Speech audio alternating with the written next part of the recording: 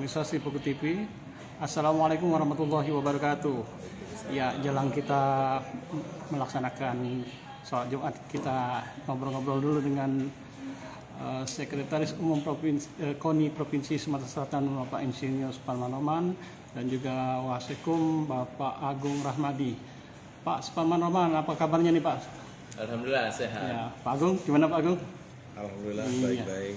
Pak, kita pengen tahu nih Pak, di tahun 2022 ini tentunya ada program-program prioritas yang sudah kita susun, sehubungan juga dengan kita kemarin pada PON 2021 Pak ya, itu PON ke-20 di Papua, kita berhasil memperbaiki peringkat, bisa disebut lagi peringkat 16 Pak ya.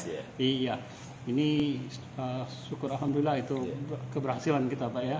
Nah, untuk bisa terus memperbaiki peringkat hingga sampai ke PON, tentu ada program-program yang telah kita persiapkan Pak. Bagaimana Pak untuk di tahun 2022 ini Pak? Ya, jadi 2022 fokus kita adalah rekrutmen atlet-atlet yang akan kita bina melalui program unggulan yang kita namakan program unggulan Sumsel Maju Prestasi Emas 2024. Tentu sasaran strategis adalah PON ke-21 di Sumatera Utara dan Aceh. Tapi ada sasaran antara yaitu Perwil. Sebagaimana mungkin sudah diketahui bahwa pada Perwil yang lalu kita Sumatera Selatan cukup terpuruk ya di posisi 9 dari 10 peserta. Oleh karena itu tekad kita di Perwil tahun 2023 ini kita akan memperbaiki minimal masuk ke 5 besar kembali ya. Bahkan target optimistis ya kalau bisa kita paling tidak 3 besar untuk wilayah Sumatera. Tentu ini merupakan pekerjaan yang cukup berat ya, pekerjaan rumah bagi kita KONI Sumatera Selatan. Bagaimana kita bisa meningkatkan ya, prestasi para atlet kita. Nah, oleh karena itulah kita mulai sejak dini. Di awal 2022 ini kita sudah mulai mencanangkan program unggulan tadi, dan saat ini kita dalam proses melakukan survei, kemudian juga melakukan koordinasi dengan seluruh kabupaten kota, di mana produk-produk atlet hasil porprov yang lalu ini menjadi acuan kita sebagai modal awal dalam merekrut calon-calon atlet unggulan yang akan kita bina lebih lanjut. Selain itu juga tentu produk dari PON kemarin. Sepanjang usia atlet ini masih potensial, masih produktif dan masih bisa diharapkan untuk mempertahankan prestasi minimal pada PON ke-21, tentu ini juga menjadi prioritas kita.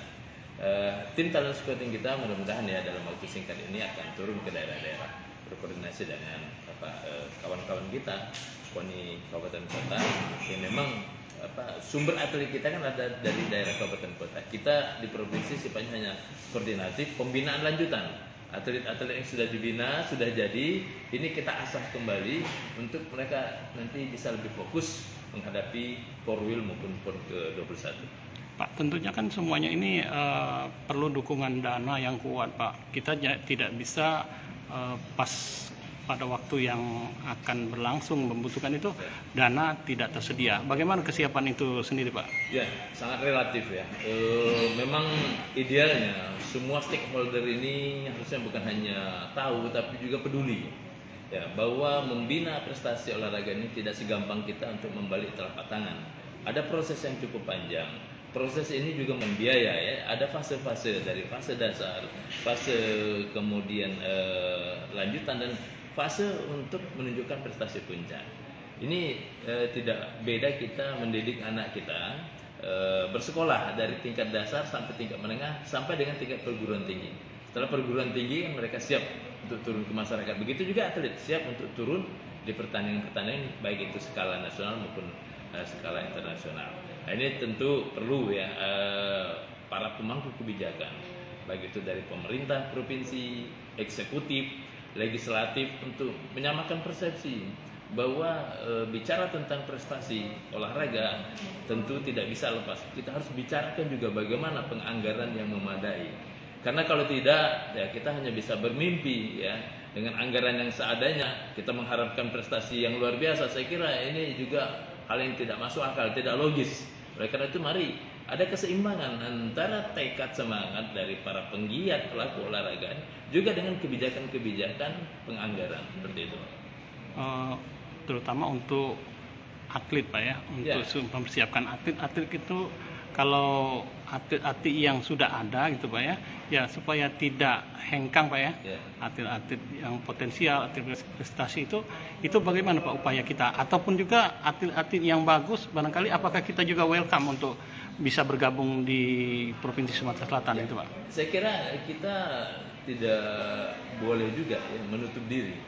Sepanjang atlet-atlet karena banyak sekali ini faktanya ya, atlet-atlet yang awalnya mereka adalah atlet Sumatera Selatan, namun karena mungkin ada faktor-faktor kurang puasan atau kurangnya perhatian, mereka hengkang ke provinsi lain. Nah, sementara di provinsi lain mereka menunjukkan prestasi yang luar biasa, bahkan menjadi yang terbaik secara nasional. Saya kira ini PR juga bagi PONI dan juga bagi kita semua masyarakat di Sumatera Selatan, bagaimana menarik kembali mereka ini untuk mereka punya loyalitas, mereka punya kecintaan, memiliki semangat pengabdian bahwa tanah tumpah darah ini adalah Sumatera Selatan. Jadi sebuah kehormatan untuk membela Sumatera Selatan seperti itu. Nah, ini barangkali terkait dengan kesejahteraan, masalah kesejahteraan atlet. Saya kira upaya-upaya yang sudah dilakukan ini semakin lama semakin baik ya. Seperti bonus untuk penerima atlet. Tadi barusan saya dan Pak Agus sudah melakukan rapat ya, diundang oleh Dispora membahas tentang bonus atlet peraih medali, baik itu atlet PON maupun atlet Paralimpik ya yang di Papernas. Semua sudah kita bahas tadi. Tinggal bagaimana ya, apakah pemerintah provinsi mengaksinya. Pak Agung juga terima kasih Pak. Ya, pemirsa Sipoku TV, kita akhiri dulu pembicaraan kita dengan Pak Suparman Oman dan Pak. Hai pemirsa Sipoku TV, jangan lupa komen, like, dan subscribe, serta tonton terus berita-berita terupdate lainnya ya.